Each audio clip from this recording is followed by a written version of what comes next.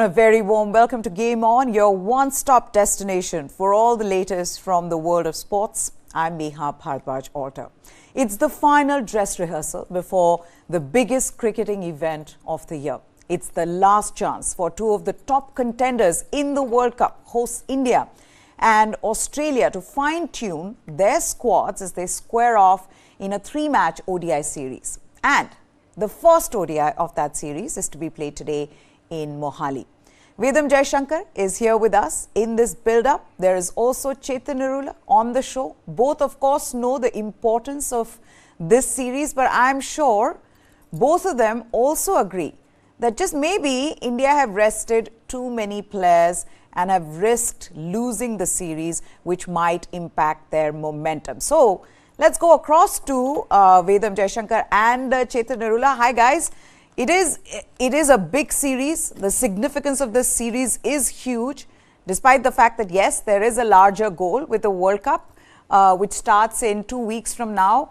But what is more important, Chetan? Testing your bench strength or winning this series so that, you don't risk losing the momentum going into the World Cup?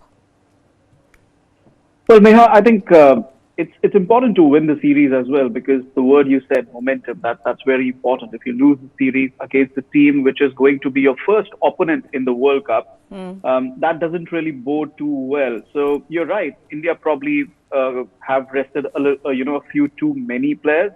But again, I'm not worried about losing the series as much as I'm worried about the word momentum. Whether it's batsmen or bowlers, they need to be in a particular rhythm going into a tournament like the World Cup. Like I said, Australia is going to be the first opponent on October 8th in Chennai. So that word momentum becomes really crucial for me. Somebody like a Virat Kohli, who's only faced 120 odd balls in ODI cricket in the last 6 months, I think he should have been playing this series. Rohit Sharma should have been playing this series. Yes, they probably wanted a mental break, but again, it's a tough call for the team management and the selectors. So again, like I said, momentum is the key word for me. Probably India have risked taking momentum into the tournament more than anything else. Okay, can I tell you one thing though? Vedam's going to be happy because his favourite, KL Rahul, is not only just playing, but he is also going to be captaining this series, which is the other thing. I wonder what someone like a Hardik Pandya thinks of, because he was really being seen as India's next captain, right?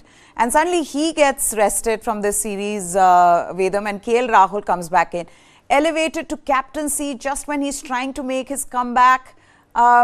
Pressure on him mentally. Was that a wise decision? Hi, Meha. I think you're looking at those where none exist, really. Because, look, the Indian vice captain is the toughest cap to wear. Whoever is on that cap has always been jinxed. So I guess instead of vice captain, it's better to be the captain, or just an ordinary player. But having said that, yes, KL Rahul has got a lot of experience as a captain, both for his IPL franchise team and, of course, whenever he plays for Karnataka. But also, the idea of not having Hardik Pandya as a captain is not just a bad idea, because I keep saying that if Hardik Pandya has to be in the playing 11 of a white ball cricket team, he has to bowl. We love him to bowl. And it's only when he's not the captain he's really getting a lot to bowl. Otherwise, he just bowls 2 overs maybe in the beginning or not at all. But when he's not the captain and he's made to bowl, and we all know he's a very good bowler, he bowls excellently, but for some reason he just doesn't bowl when he's the captain, or rather he doesn't bowl enough when he's the captain. So I am not so sure that it's a good idea to make him a captain, though he thinks a little out of the box and help. But yes, KL Rahul is a good choice, and I think when push comes to shove, we have seen that KL Rahul can wear so many caps, not just as a captain, but wicketkeeper, opening batsman, middle order batsman. He is what I would really call the ideal modern cricketer who can fit in any slot. The only thing he doesn't bowl is doesn't do is bowl, and if he does that, I think he'll be the complete package. But otherwise, yeah, I think next to Virat Kohli and Rohit Sharma, he is the best batsman that we have in the Indian team. And it's good that they are showing him that they have enough confidence in him. And hopefully he will take that confidence with him into the World Cup. And, if he performs well, I think the world will be at his feet. Okay, so let's set this game up for you then. In 2 weeks from now, the best teams in the world will compete for cricket's biggest prize, the ICC ODI World Cup trophy. And it's with that larger goal that India will look to use their last opportunity to test their bench strength, give some players game time, and figure out their fallback options in the ODIs against Australia. While India have rested captain Rohit Sharma, Virat Kohli, Hardik Pandya and Kuldeep Yadav, it's time for the players on the bench to get some time in the middle. Shreyas Iyer's fitness will be in focus, as will be the return of Ravichandran Ashwin in ODIs. As has been the norm in recent times, there is uncertainty on who will be in the playing 11, especially with the top players rested. Will India play Tilak Verma today? Will R. Ashwin and Washington Sundar both find a place in the 11? Where will Ishan Kishan bat? Why is Ruturaj Gaikwad in this squad? And what about then India's fast bowlers? Will either Bumrah or Siraj be rested for the first game?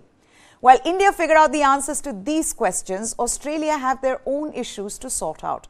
Some of the key players are making a comeback after injuries, while there are others who are out injured. They will miss the first game. So, Captain Pat Cummins and Steve Smith, they have recovered from their injuries, but Mitchell Starc and Glenn Maxwell will not play the first ODI. So Australia have also suffered a big blow after Travis Head was ruled out of the World Cup due to a hand fracture. But as we've seen in the past, Australia are one team that know how to win despite difficult circumstances. And given that they've beaten the host the last time they toured India, expect this to be a cracker of a series. Before I get back to my guests, both Chetan as well as Vedam, let's listen to head coach Rahul Dravid on what he has to say going into the series. Why is it that the top players were rested? Why is it that some of the other players are being given an opportunity here right before the World Cup? Listen in.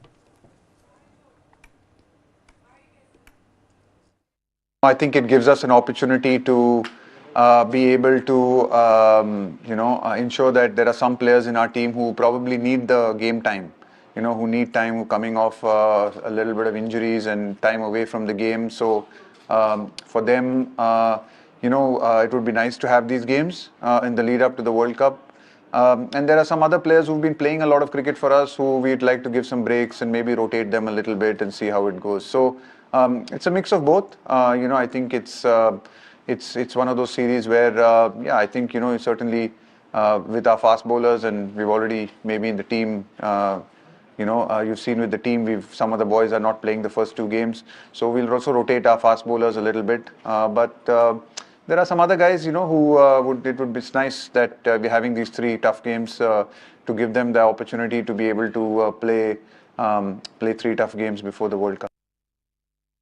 Okay, so this is an opportunity for some of the players who have not got game time. Again, Shreyas Iyer's fitness will be one of the things that everybody will keep an eye on, Chetan, including the team management, right? But I also feel that if Shreyas Iyer is fit, does he walk into the playing 11 come the World Cup? Because the others have put their hand up and said, look, Ishan Kishan, what does he need to do to be in that playing 11? If Shreyas Iyer comes back, who goes out? That's the question. And his fitness itself, is this the end of it? Now, if he doesn't perform from today onwards, then he shouldn't be part of that World Cup squad? I think you've asked a lot of stacked questions, so let me take them one by one. Let's talk about today first. Today, He has to play. There is no doubt about it. There's no time left in Pat. If he can feel, he has to play. And to my mind, he has to play all three matches because he hasn't had enough game time getting into the World Cup. Now, the other question that you asked me was, does he get into the playing 11 for the World Cup? I think that's a different question. It depends on how many matches he plays in this series, whether he's fit enough to go across the series and get into the World Cup squad, because the World Cup squad is going to be finalized on the 28th. So if he proves his fitness and form, obviously he will be included in the World Cup squad. Then, should he be into the playing 11 for the first game against Australia? If he proves his form, it is my personal belief that if he scores even a half century in this three-match series, he will be in that first game against Australia, because we saw in Asia Cup that the Indian middle order was a little susceptible against spin on a turning wicket. Maybe not against Pakistan, but definitely against Sri Lanka and Bangladesh. So I think Shreyas Iyer is somebody who can handle the middle overs really well. He's built up that reputation, that record. Yes, Ishan Kishan is in good form, but we'll also have to see where he bats. But I think if Shreyas Iyer can prove his fitness and form, for me, he walks in at number 4 for the World Cup squad. Okay, then that leads me to the next question. What more does Ishan Kishan need to do?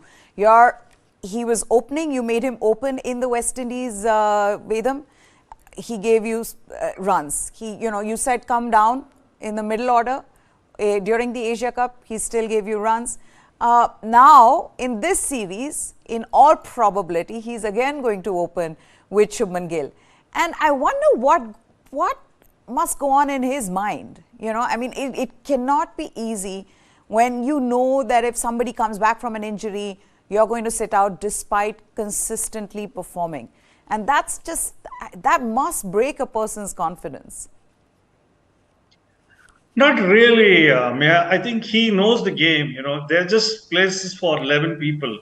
And it's good that they're pushing each other for a place. So which means you really need to score and be there at top of the game. I mean, you will not get as many chances as somebody like Suryakumar Yadav has got. He's got so many chances. You wonder why somebody like Samson has not got those chances. But I think Ishan Kishan also realizes that, he's like I said about KL Rahul, he's modern day cricketer. He can bat opening, he can bat the middle order, he can bat wherever is required. He can keep wickets, and we saw in the Asia Cup that he fielded very well. He was also an outstanding fielder. So I think, being a left-hander, he will come into the game. He will be, I think, your first choice as a left-hand batsman, because Tilak Verma so far has not done well. And of course, if he scores big in these next 3 matches, then I think he will really stir the pot a bit. But having said that, I think Ishan Kishan has got that confidence after scoring that big runs against Pakistan in a tight situation. He and Hardik Pandya batted brilliantly. And I think they'll also look at him as a left-hand batsman who can take on some of these bowlers. And, there's nothing like, having people like KL Rahul and Rohit Sharma and Virat Kohli and even Pandya batting or at the other end, so that he can go hammer and tongs at the bowling.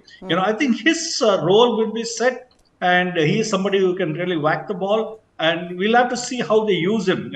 It really needs a good captain to utilize a utility player like Ishan Kishan up or down the order or wherever he wants him. But the fact that he can open the batting and also come number 3 or number 5 or wherever, he is actually a bonus for the Indian team. But there's also this fact that in case Shreyas Iyer gets fit, then he might not get an opportunity at all in that playing 11 come the World Cup, despite having done everything. And I think that's where Ishan Kishan fans and he himself would be disappointed. But you were talking about Sanju Samson and how he wasn't given enough opportunities as someone like a Suryakumar Yadav has. This is what, let's put that bite up for everybody to hear. This is Rahul Dravid. He was asked this question about Suryakumar Yadav and how he's not been able to do well in the ODIs, and for how long should they be sticking with him, and whether he was the right choice being selected in that squad for the ODI World Cup. This is what Rahul Dravid had to say.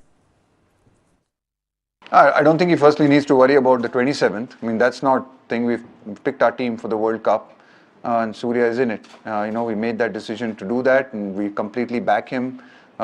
We back him because he's got a certain quality and an ability that we have seen.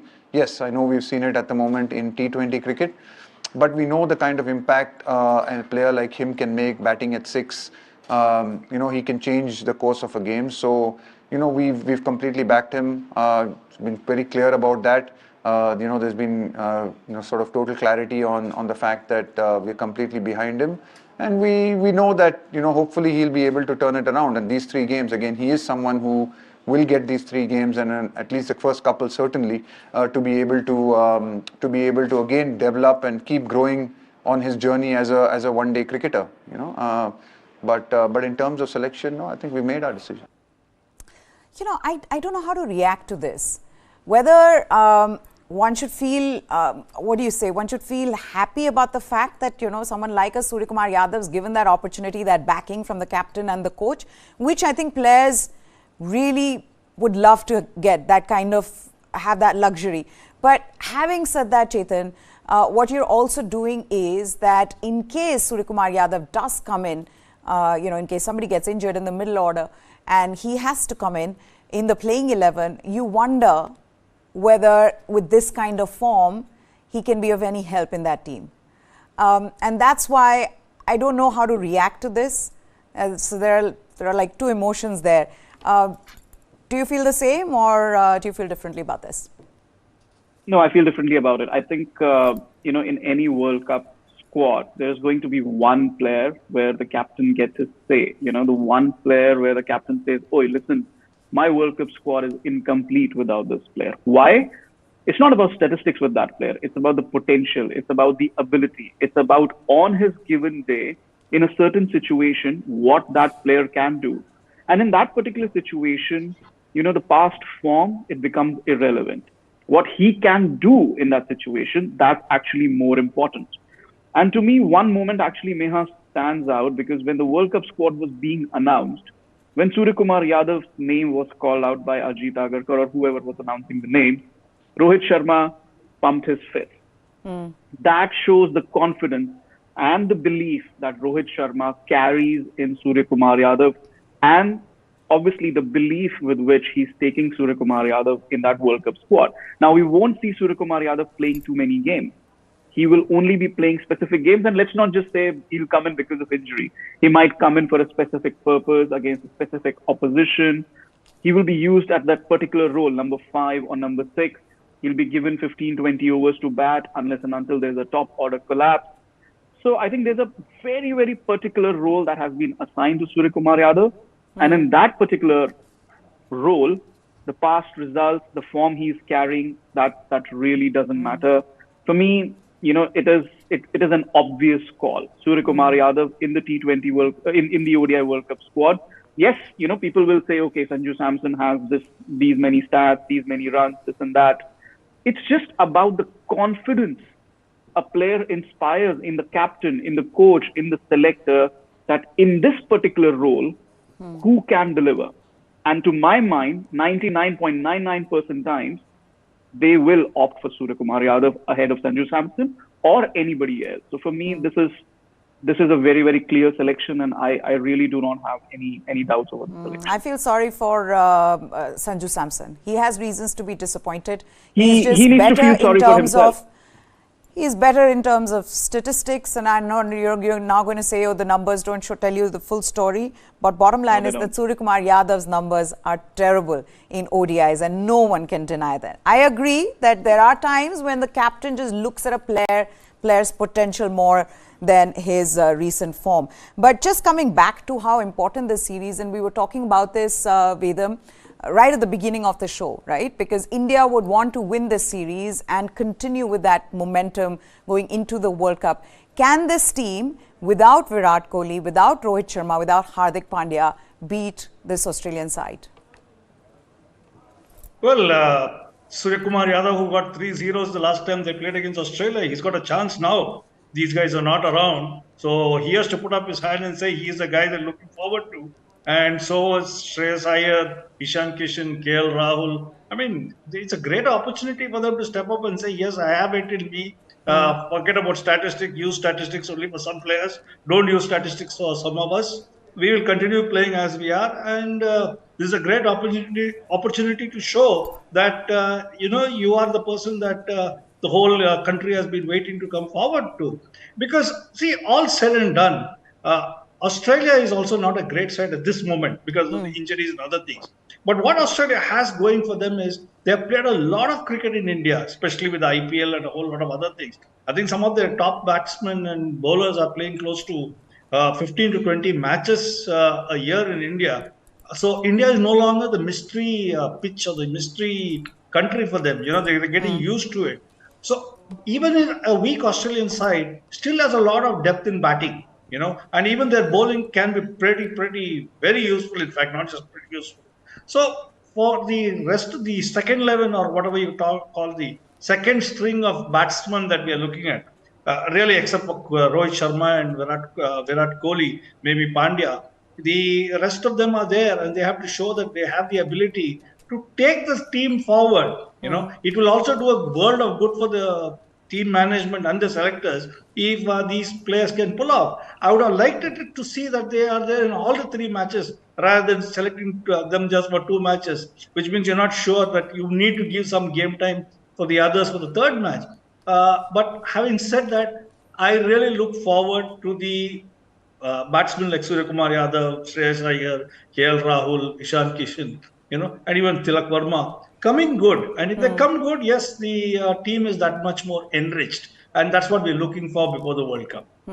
Okay, now let's talk about the other big talking point in this series. All eyes will also be on Ravichandran Ashwin making a comeback, and he's got a huge fan following. There have been times when people have stood up and said, why is Ravichandran Ashwin not in the squad?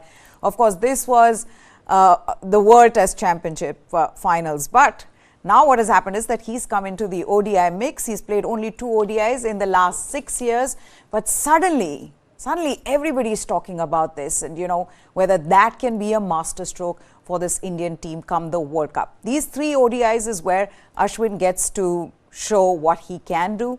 So it becomes important to just watch him and to see what he's doing in ODIs. But that brings me to the other question then, Chetan. In terms of team balance, we're also going to discuss Ravindra Jadeja. You've said this on the show multiple times that no one's really talking about Ravindra Jadeja and his lack of form. He's not been scoring runs. He's not been taking wickets as well. He's been economical, but he's not been taking wickets, and no one's talking about it. So with keeping that in mind, that Ravindra Jadeja is going to be in the playing 11 in all likelihood, should India go in with 3 spinners in Washington, Sundar and Ashwin along with Jadeja? Do you see that happening today?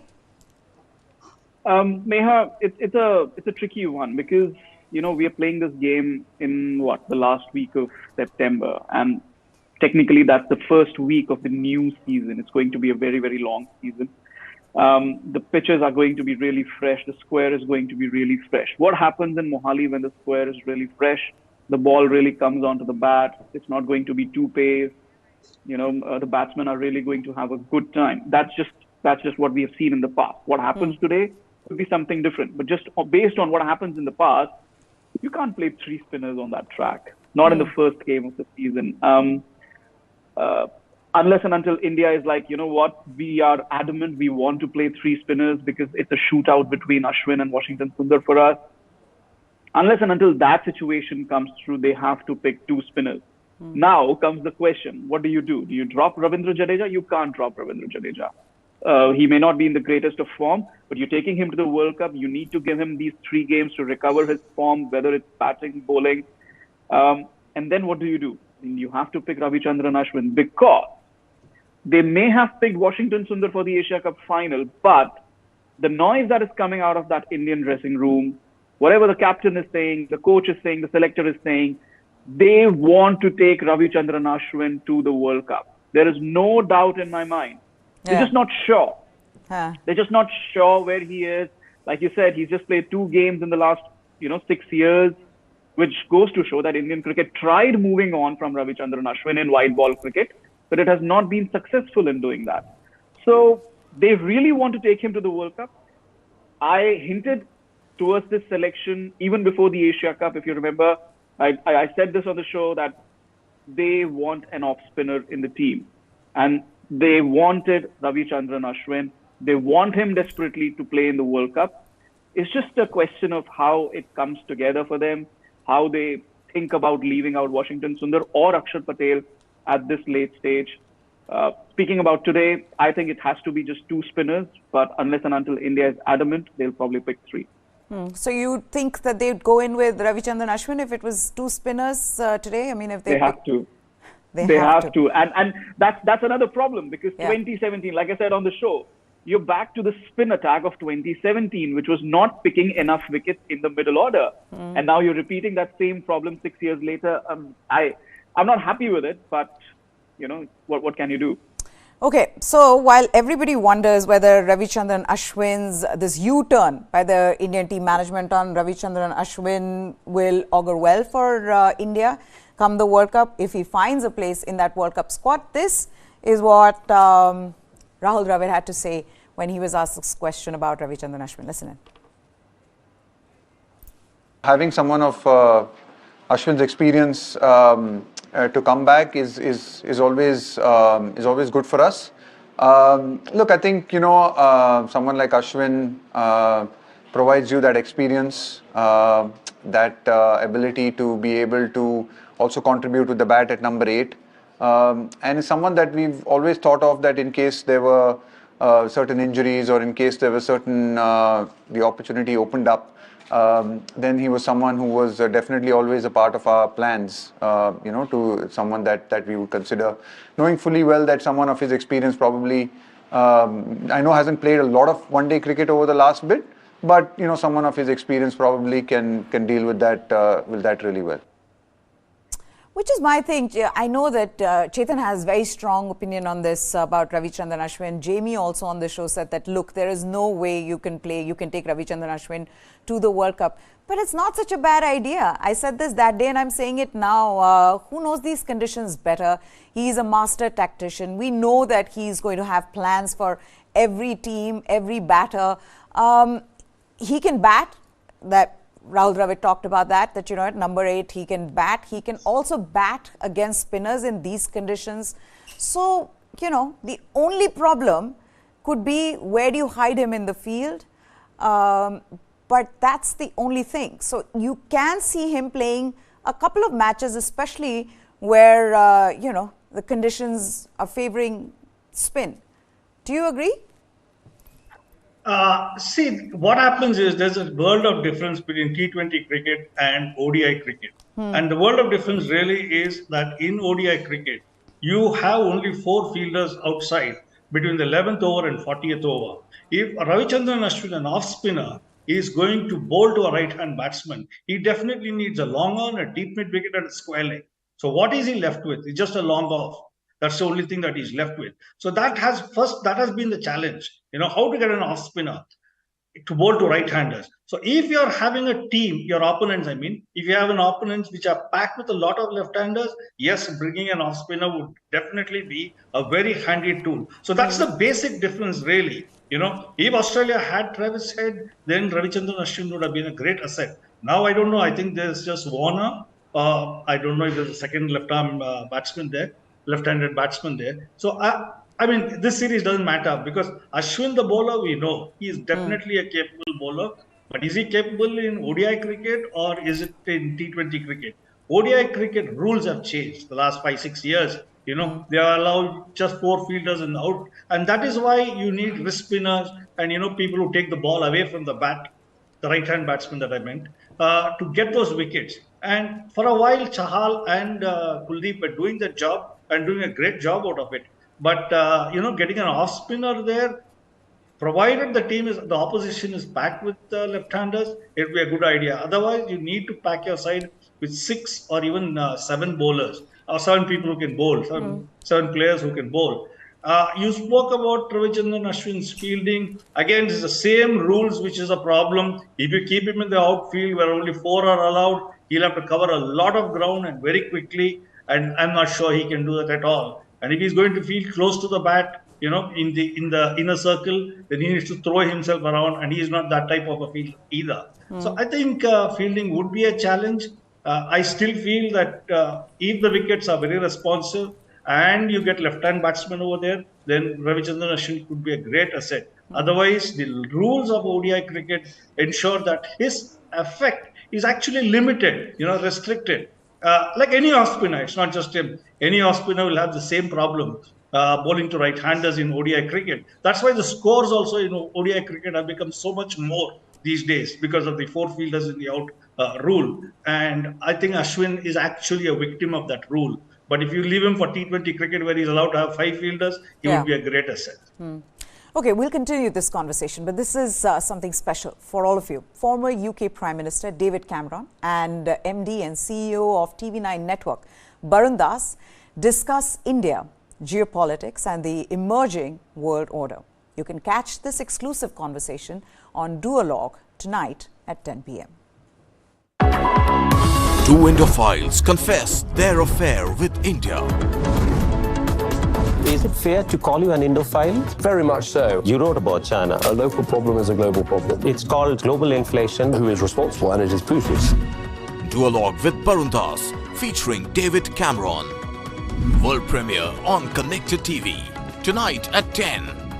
Only on Newsline Live, India's first and only digital exclusive English news stream for Connected TV. Supported by Alliance Broadband. Don't miss that special. Okay, just coming back then.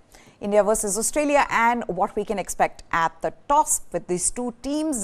Before I discuss Australia as well, because remember there are injuries in the Australian camp as well. Travis Head, he's out of the World Cup. How will Australia deal with that loss? We'll discuss that. But toss, guys, I've got to ask both of you, given the conditions in Mohali, do you expect India to win the toss and bat first, or maybe use the conditions first up and get their fast bowlers to bowl hopefully on what will be slightly bouncier pitch there? So Chetan, you start and then I'll come to Vedam.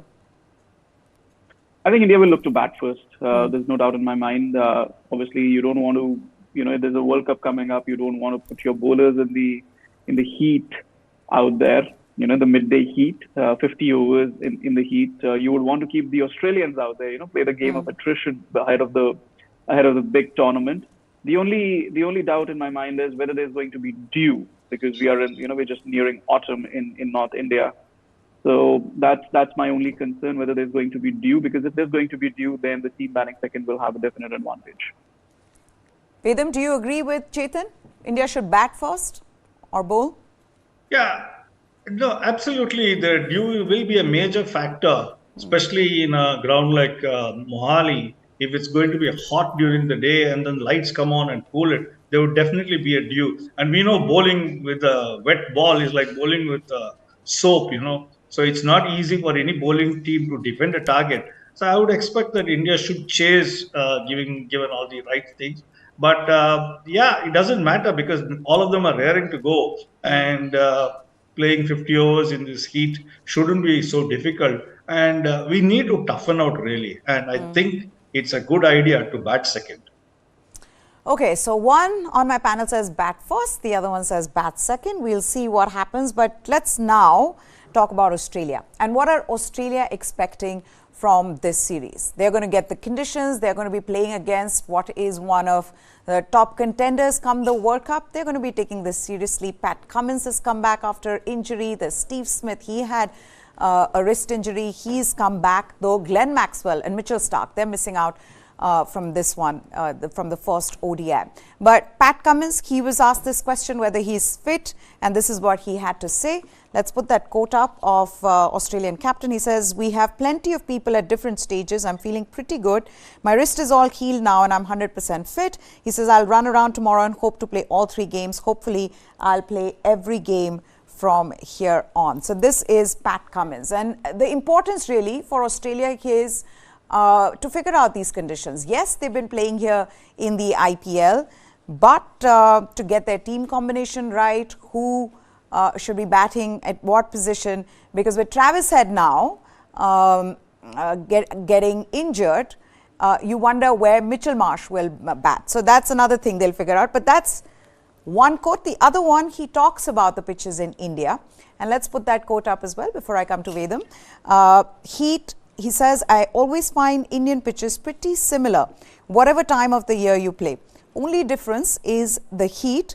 Quite hot this time of the year compared to March, but we bowled a lot of overs here, so we have pretty good information about the conditions." Vedam, one thing you can expect from this Australian side is that they may have injuries and some of their key players, are out, but they're going to give you a fight. This team beat India in the ODI series the last time they were here. And now it's the World Cup in 2 weeks, in these same conditions, in 2 weeks from now. Australia have come in with a single purpose of beating India here before they start the World Cup. Yeah, they're also coming from South Africa, where the pitches definitely are much better than the pitches in India. But I won't be surprised if India gives flat tracks for these 3 matches to maybe lull them into some sort of confidence or complacency. Give them flat tracks, ensure they score a lot of runs, and then ambush them on turning tracks, especially when they play against India. there could be a lot of manipulations. One is with the pitch, second is with the outfield. Maybe when the Australians are playing, they're big hitters. So you'd probably ensure that the outfield is a little heavier. And if there is run rate required, I'm talking about the World Cup, if there's run rate required, India needs a good run rate, then you cut off the outfield grass. There's so many ways that they can play around with, but it depends on who's on top of the game, who is in charge of Indian cricket, and who really calls the shots at that period of time. Are they going to leave it to the team management? I doubt very much. I don't think they'll leave it to the team management. And many of the things that Rahul Dravid said, he had to say it. He's the coach. He can't run down his players. He has to say what he had to say.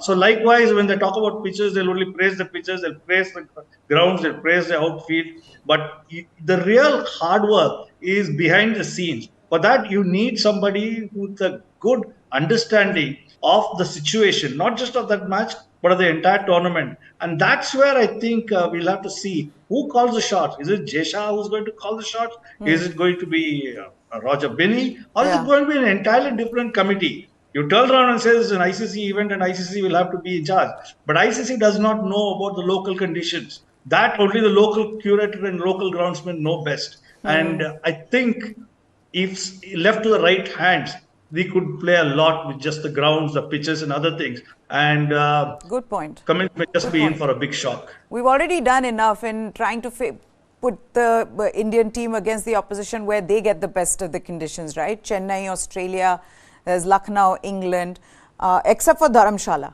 where India will be playing against New Zealand. But the other thing that Pat Cummins said was how this is a full dress rehearsal for their team as well before the World Cup. Let's put that quote up, where he says, we want to strike a balance between getting used to the conditions and getting a few wins under our belt. We don't want to get to the first game underprepared. We want to try out a few combinations, a few different players, but ideally we've structured the combination we want to go about. As a captain, I want to get used to how to use my bowlers here. Might be a bit different to South Africa and Australia. Does the second spinner play a part? Hopefully, we'll get a few answers to that in the next few games. And I think that's where this gets very important, Chetan, because this team, as good as it looks on paper, hasn't been great when it comes to their batting in the recent times. I was looking at their stats and they've been bowled out, I think 5 times this year in under 40 overs. In fact, the last 3 matches that they played against South Africa, Australian team was bowled out in 35th over. So that's another problem with them. These collapses that they are seeing now with this team. Some of the players are woefully out of form as well. Marcus Stoinis being one of them. Josh English, he's not scored too many runs. So they have their own problems as well. I mean, as much as we think Australia are a great side and, they've got the fighting spirit and all of that, and they raised their game come the World Cup, but this team has problems. Every team has problems. I think more than their batting, for me, it's the spin department. That is a bit of a problem because they haven't really tried the second spinner. And in India, in a World Cup situation with 10 matches, 9 or 10 matches, you can't really get away without playing that second spinner. The batting, yes, it has been a little bit off color, but I'm not going to read too much into that South Africa series.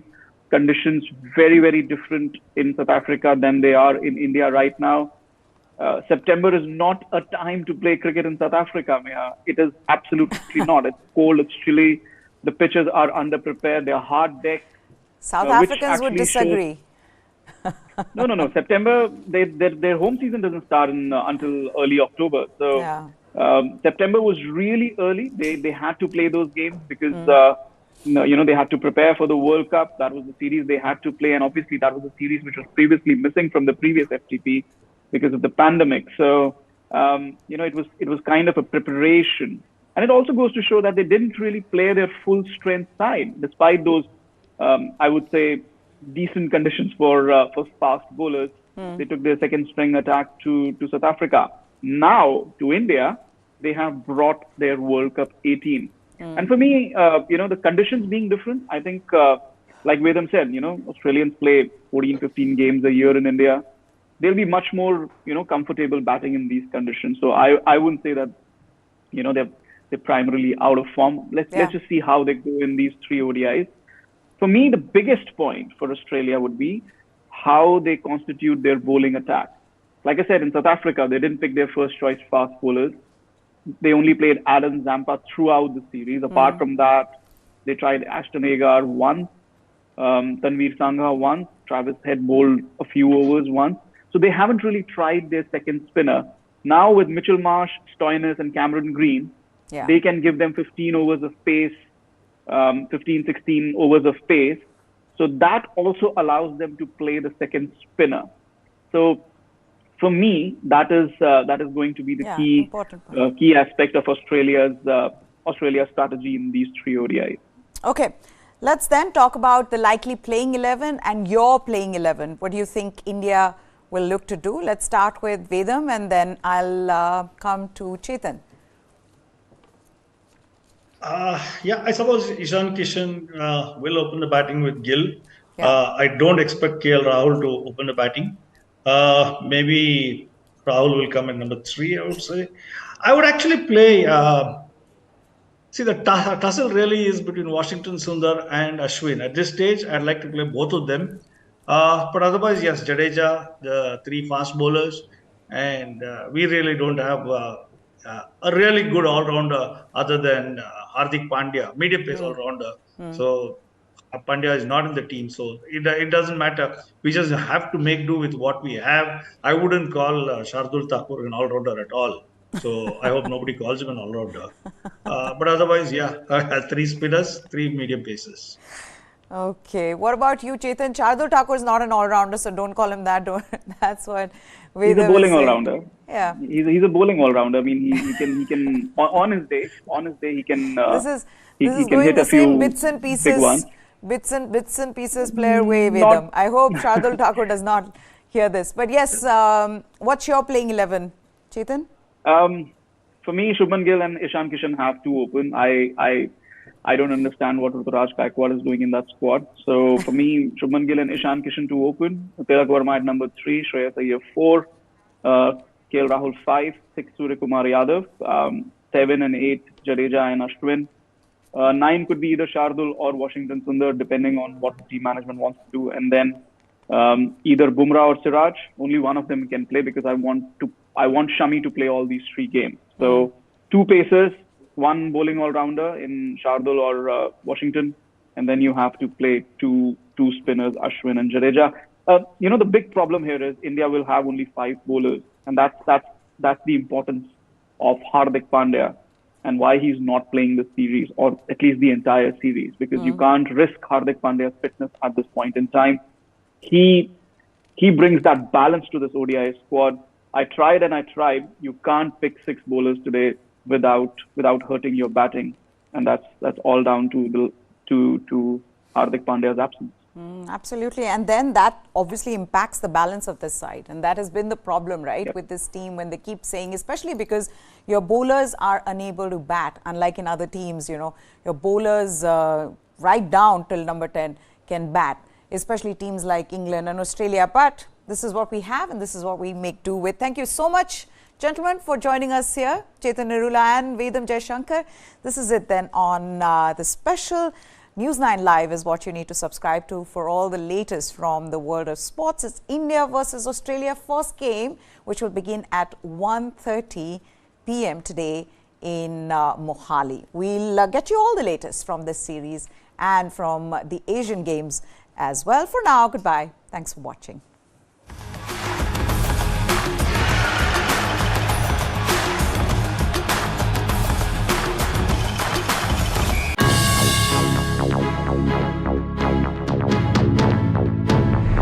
Do you have a very simple SOP? If you put filth at the mango tree's root, it becomes sweet mango. Sportsperson like Sania has written about more than the women's cricketer. Journalist, for some reason, doesn't like an athlete. The narrative is very different. So why have people been so much enticed to come and take over your businesses? लड़की सुंदर होती है तो उसके पीछे बहुत लड़के आते हैं. To us normal people, the doctor is somewhere in between us and the God. When a patient's mother touches my feet, begging to save her child's life, I don't feel empowered. I feel humiliated. Is it fair to call you an Indophile? Very much so. What about China? A local problem is a global problem. Suppose if you had donned the seat of chairman, maybe by now Oxford or Cambridge would have had chairwoman as a legitimate English word. She is the most qualified.